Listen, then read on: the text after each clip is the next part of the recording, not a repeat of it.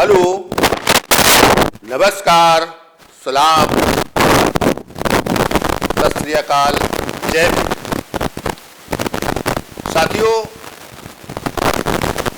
हम लोग लाइव पर हैं और मैं उम्मीद करता हूं कि आप लोग भी साथ में जुड़े, सब्सक्राइब करें, लाइक करें।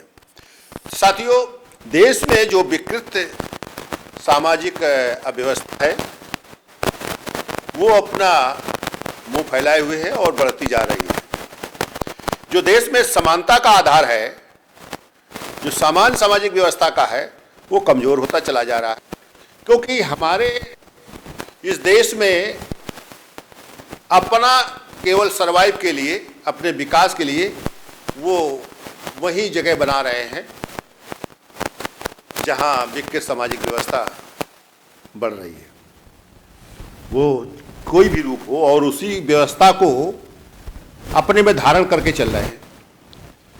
आज जो समान सामाजिक व्यवस्था है उस पर चलने की रुकावट आ गई है। साथियों, जब तक ये व्यवस्था रहेगी तब तक इस देश में देश का जो सिस्टम है उसका विरोध होगा और विरोध में काम होगा और इस देश में मानव गुलामी की तरफ जाएगा। इस देश की अव्यवस्था व्यवस्थित होती चली जाएगी, क्योंकि आप पुराना अगर देखें इतिहास तो चाहे मुस्लिम का राज्य रहा हो, चाहे इस देश में अंग्रेजों का राज्य रहा हो, तो ये सब इसी का परिणाम रहा है, इस व्यवस्था का कारण रहा है। इसलिए साथियों, अब व्यवस्था का विरोध करने की बात नहीं है। इस देश में कैसे भाईचारा कायम होगा, कैसे समता समानता कायम होगी, उस पर काम करना होगा। अगर इस देश में दलित मुस्लिम, पिछड़ा मुस्लिम जोड़ने की जो मुहिम है तो ये नहीं जुड़ पा रहा है। इस देश में जो सेकुलरिज्म नहीं आधार खड़ा हो पा रहा है, क्योंकि हम जोड़ने में कहीं दिक्कत कर रहे हैं। हम अपनी जाति का श्रेष्ठता बनाए हुए हैं। वो कहते हैं कि हम इस जात के साथ मिलाकर इस जात को मिला देंगे तो हम जो है इस देश की सत्ता में पहुंच जाएंगे और सत्ता से सब काम कर लेंगे। तो ये जो जातीय श्रेष्ठता है ये देश को खाई जा रही है और ये चीज़ें नफरत इससे फैलती चली जा रही है, ये बड़ी होती चली जा रही है। वो व्यवस्था के लोग तो नफरत कर ही रहे हैं, लेकिन अब इन लोगों के बीच के कि आपस में भेदभाव करके नफरत करते चले जा रहे हैं। उस नफरत को और मजबूत करने के लिए वो उस व्यवस्था में अपना जगह ढूंढ रहे हैं, वहाँ चले जा रहे हैं और उस व्यवस्था को स्वीकार कर रहे हैं। आज पूरे देश में आप देखे होंगे कि अधिकतर लोग उन व्यवस्था के अधीन हो गए हैं, वो चल रहे हैं। तो इसे अगर ठीक करना है तो इस देश में देखिए, पहले नोटबंदी का हुआ, जीएसटी हुआ, ये जो घटनाएं करते जा रहे हैं कि आप कैसे एक ना हो। आज हिंदू राष्ट्र की बात हो रही है। आज इस देश में कैसे हम हिंदुत्व को कायम करें, कैसे विकृतियों को कायम करें, आज हिंदुस्तान की बात हो रही है। आज राम राज की बात हो रही है। राम राज का क्या आधार था, किस समय राम राज था, उस समय इन लोगों के यहाँ मूल निवासियों के साथ जो शिक्षा देने वाले थे उनके साथ क्या व्यवहार हुआ, उनका कत्लेआम हुआ, ये भी व्यवस्था को हमें समझना होगा।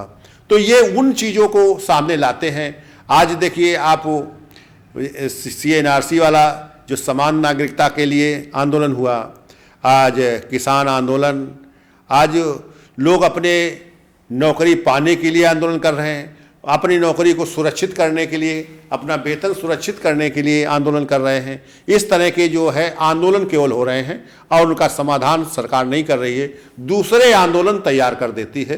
अब इस तरह के केवल एक किसान आंदोलन में जो राहत मिली है, जो उस आंदोलन को, उस तीनों बिलों को वापस लिया है, तो तीनों बिल से मतलब नहीं था। वो मतलब ये था कि इस देश में भाई सेकुलरिज्म कायम हो, इस देश में कैसे हम जो भूमिहीन किसान है उसको भी अधिकार मिले, जो मजदूर किसान है उसको भी अधिकार मिले। तो भूमिहीन किसान के लिए जो मानक बना था 3.25 एकड़ का, वो जोत जमीन के लिए वो उसको लागू होना चाहिए। अगर वो ज़मीन नहीं है जोत ज़मीन, तो फिर जो ऊसर जंगल, नदी नाला तालाब जो भी है, जब भी ये सरकारी नदी नाला तालाब जब होगा, जब इस देश के लोगों को उसका हिस्सेदारी मिल जाएगी। तो इसलिए 3.25 एकड़ की जो ज़मीन थी, तो अगर अनुपजाऊ है तो उसको जो है भाई जो उसके मूल्य के आधार पर उसको अधिक ज़मीन मिलनी चाहिए। तो चाहे 5 एकड़ 10 एकड़ जो भी हो, जो भी उसके मूल्य के आधार पर बनती हो, उसको मिलना चाहिए, उसको लेना है, ये तय करना होगा। क्यों मिलने वाली तो चीज़ नहीं रही, क्योंकि हम सभी लोग जो अधिकार से वंचित हैं, जो अपनी हिस्सेदारी से वंचित हैं, वो सब एक साथ खड़े होकर सबके लिए संघर्ष होना चाहिए। तो ये सबके लिए तो बात बन जाती है। अगर सब लोग तैयार हो जाएंगे तो इस देश में फिर जो वृद्ध विकलांग विधवा है, जो प्रधान OBDC है, तो उसको भी जो है 10,000 रुपया पेंशन मिलना चाहिए। तो ये पेंशन, और इस देश में जो काम में लगे हैं तो उनको अगर 15,000 से कम मिल रहा है तो उसको न्यूनतम 15,000 रुपया वेतन मिलना चाहिए मासिक। तो ये जब स्थिति बनेगी तब इस देश में एक नई समाज का रचना होगा, जो संविधान में है, जो संविधान में एक संकल्प था, जो संविधान की एक सोच है कि भाई समता, समानता, बंधुत्व, भाईचारे की बात पैदा हो। तो जो संविधान में हम भारत के लोग जो प्रभुत्व संपन्न, समाजवादी, पंथ निरपेक्ष, लोकतांत्रिक गणराज्य की जो स्थापना करनी थी, जो इसमें सबको न्याय, विचार, अभिव्यक्ति, तो इसकी जो बात है, तो ये पूरा हो तभी साकार होगी, तब यह देश सबका भारत बनेगा, तब यह देश मजबूत भारत होगा। तो ये विश्व गुरु का अगर सपना देखते हैं, तो ये जब बुद्धिज्म भारत था, जब विज्ञान का भारत था, तभी यहाँ पर ये विश्व गुरु की स्थिति पर था। तो इससे अगर हम उन सपनों को साकार करना चाहते हैं तो ये अनर्गल जो आडंबरी तरीके की जो व्यवस्था है, इसको खत्म करना होगा। और हमें अपने में परिवर्तन करके हम इस देश के सब के लिए काम करने का सोचें और सबको काम से जोड़ने का सोचें, तभी हो सकता है। तो इसके लिए एक माहौल बनना चाहिए, क्योंकि आज विकृत सामाजिक अव्यवस्था इतनी फैल गई है, इतनी बड़ी हो गई है कि आज जो छोटी धारा होगी तो कभी नहीं चल पाएगी। इसलिए एक सिस्टम राष्ट्रीय भागीदारी आंदोलन ने बनाया है। अगर इसमें आप शामिल होते हैं तो फिर इस देश में बिना किसी अपवाद के, बिना किसी भेदभाव के आपका नया समाज बनेगा। इस देश की फिर आप उस विचारधारा के लोगों के पास होगा सत्ता कि जो इस लोगों के लिए काम करेंगे, जो लोगों के लिए समर्पित होंगे, और उन व्यापारियों के लिए या उन लोगों के लिए जो भ्रष्टाचारी हैं उनको बाहर किया जाएगा, बाहर हो जाएंगे। ये उसमें सिस्टम में है। तो राष्ट्रीय भागीदारी आंदोलन अगर आप स्वीकार करते हैं तो इस देश में हर तरह का स्थिति साफ होगी कि इस देश में जो मानव के खिलाफ व्यवस्था है वो खत्म होगी, जो मानव को विकास से जोड़ेगी वो व्यवस्था लागू होगी। तो इसे लागू करने के लिए आपको आगे आने पड़ेगा।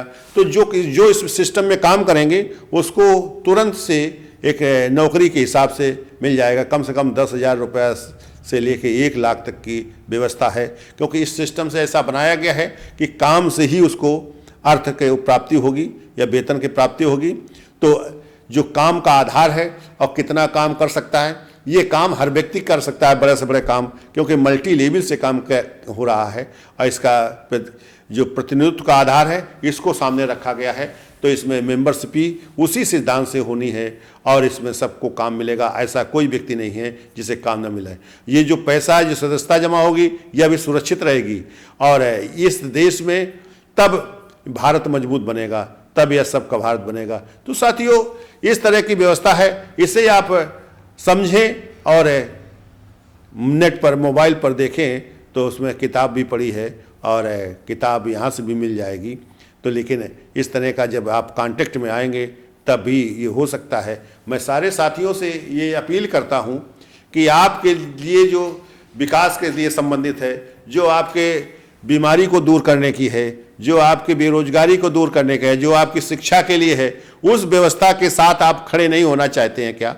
आप खड़े होइए, आपको हर चीज़ मिलेगी, आपको हर समस्या का अंत होगा। ऐसे कोई समस्या नहीं जिसका अंत न हो। इसलिए साथियों, मैं बार बार ये अपील करता हूँ कि आइए राष्ट्रीय भागीदारी के साथ इसमें कोई बड़ा फीस नहीं है और कोई ऐसी स्थिति नहीं है तो कि जो मानव को अलग करे। ये मानव को सबको जोड़ने के लिए है, ये जोड़ता है और ये काम अनवरत चलता रहेगा।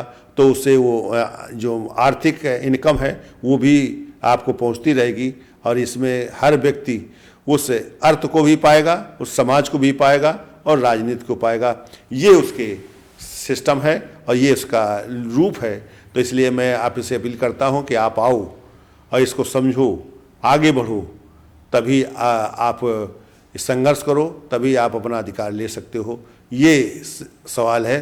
तो इसलिए मैं आपसे अपील करता हूं कि आप लोग आएँ और इस जो है कार्रवाई में शामिल हो और सबकी स्थिति बनाने का काम करें। धन्यवाद साथियों। जय भीम, जय भारत। धन्यवाद।